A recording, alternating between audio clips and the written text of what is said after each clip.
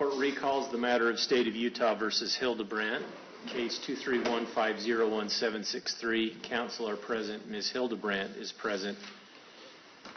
Counsel, there is a pre-sentence investigation report. I have read it. Everyone has seen and reviewed that. Yes, Your Honor. Yes, Your Honor. Again, the sentence was stipulated at the time of the plea agreement. What record do we need to make other than going forward with sentencing? Your Honor, it would be repetitive. I had the same statement just with the last few paragraphs where I was differentiating between Ms. Frank and Ms. Hildebrandt. Okay, let's talk about housekeeping matters first. What about restitution? We've stipulated to keep that open for 8 months. It is appropriate, Your Honor, since we don't have any evidence with respect to restitution, and that's because it is still in the process of being gathered by the county attorney's office. It's completely appropriate for the court to make no orders with respect to restitution other than to reserve all issues regarding restitution, and we have no issue with the eight-month time frame. And the injunction that was previously issued by the court will remain in effect? It will. At least until that time? It will remain in effect until further order of this court. All right. Mr. Clark? Thanks, Your Honor. The State of Utah respectfully requests that the court sentence Ms. Hildebrandt to consecutive prison terms for each of the 4 counts of aggravated child abuse to which she has pleaded guilty. The sentence was agreed to her in her plea agreement and is also recommended by adult probation and parole. Ms. Hildebrandt committed awful acts of child abuse. From May to August 2023, she and her business partner held 2 children, ages 9 and 11, turning 12, in a concentration camp-like setting in her house in Ivan City. The children were regularly denied food, water, beds to sleep in, and virtually all forms of entertainment. They were isolated from others and were hidden when people came to visit the house. They were forced to do physical tasks like carrying loaded boxes up and down stairs and doing wall sits or sitting against a wall without assistance of a chair or stool for hours at a time. They were forced to do manual labor outdoors in the extreme summer heat, often without shoes or socks. They were also forced to stand outside on a cement patio in the summer heat for hours and even days. They were beaten, and the 12-year-old was regularly bound hand and foot after he attempted to run away in mid-July. Both children had extensive physical injuries from the abuse that required hospitalization to treat. The injuries from the binding are particularly bad. In addition to the physical abuse, the children were emotionally abused. They each believed to some degree that they deserved what was being done to them. Had the older of the 2 children not had the courage to run away and ask a neighbor to call the police, heaven only knows how much longer he could have survived.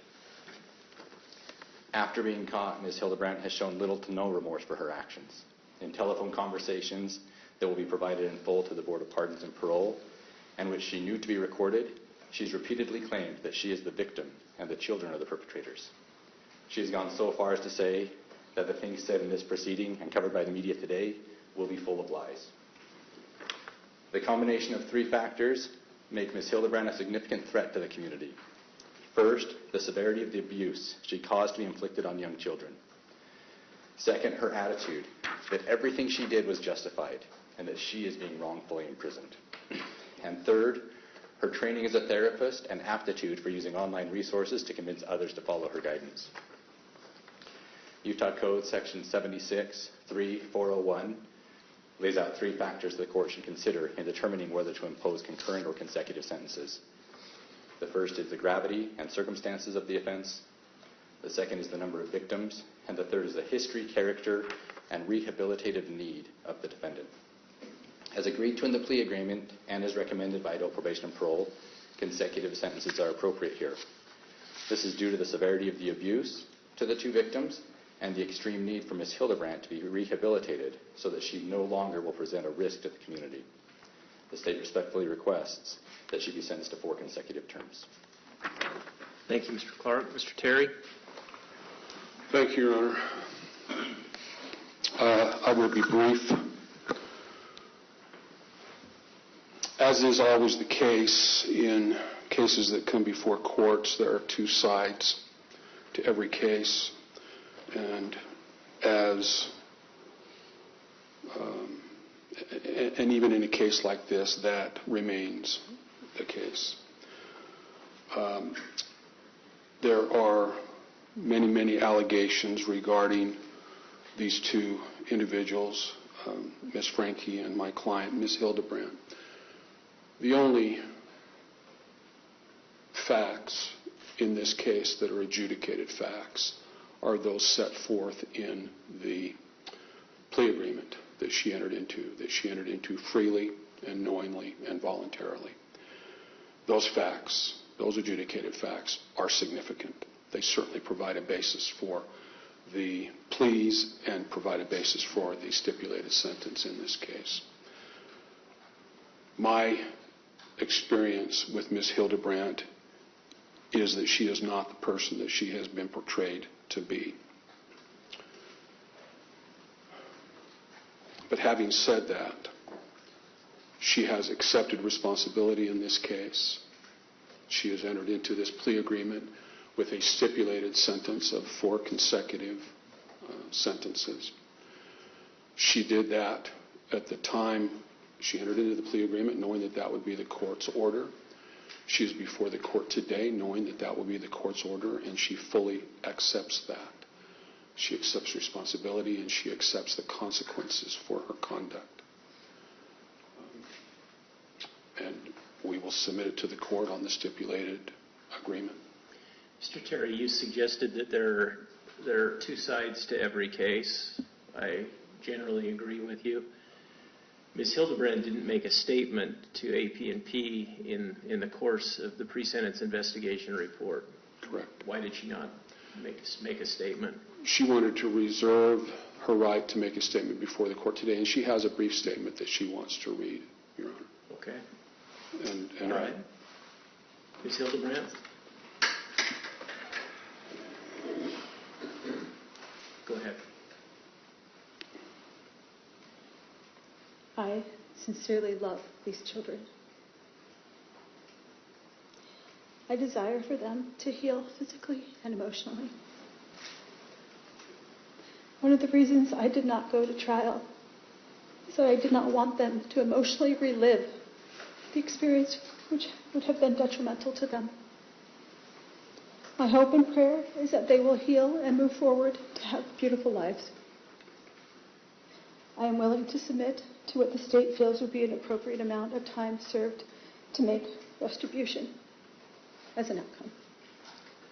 in answer to your question, Your Honor, I knew that whatever she might say to the author of the pre-sentence report would probably sound hollow and self-serving, and perhaps it does today. But I know that my client, in the statement that she makes to the court today, that statement is absolutely sincere. Does Ms. Hildebrandt recognize that it's her behavior that caused the harm to the children that she's referred to in her statement? Your Honor, she recognizes that she was, along with Ms. Franke,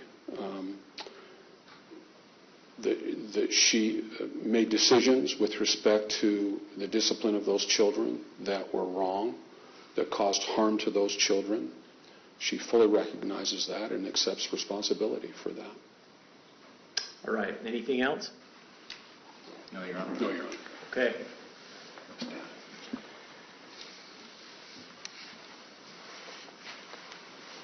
Ms. Hildebrandt, this circumstance is tragic. It's largely, of course, of your making. By any measure, your conduct in this case was disastrous for these children. Adults are supposed to protect children. Adults with specialized training in particular are supposed to protect children. You didn't do that in this case. In this case, you terrorized children, and the results have been tragic. It's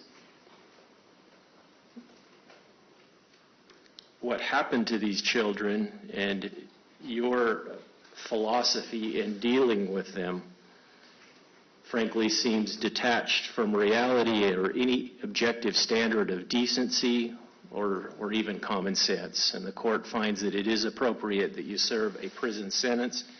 The court finds under the statute, Utah Code 76-3-401, that given the gravity and circumstances of the offenses, the number of victims, and the history and character and needs of the defendant, that consecutive sentences are appropriate.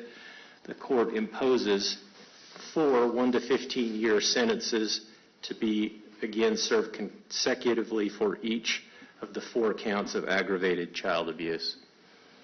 The last thing I do need to tell you is that you only have 30 days to file or perfect an appeal of any error of the court by filing a written notice of appeal with the clerk of the court. If you don't do that, you will lose your right to appeal. That has to be filed in writing and, again, within 30 days. You also have the right to the assistance of an attorney and to have an attorney appointed if you cannot afford to hire your own. Thank you. We're in recess. Thank you, Your Honor.